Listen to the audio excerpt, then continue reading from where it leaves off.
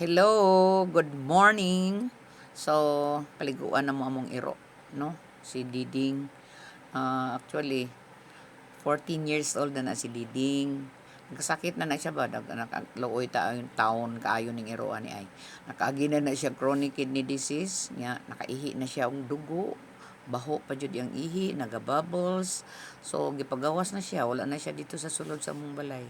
Pero naman siya tuluganan sa among balkon. O mangyapon siya na kuan na siya tuluganan dito, pero dili na lang siya dulog nako no, kay dati kauban man mi ani sigdaanan, pero katong sige na siya ihi ni baho akong kwarto kay bisag asa na lang siya mangihi sa mga kutson, mga habol, mga pinilo nga mga kuan.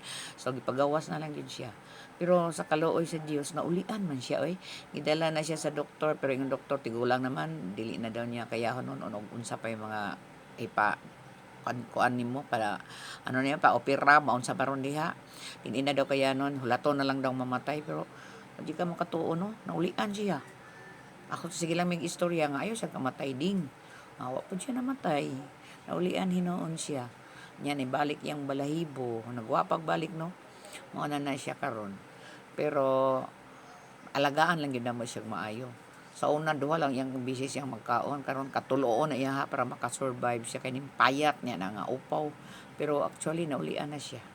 So mao na si Inday, kaupat ni siya ay katulom ni siya ng anak siguro.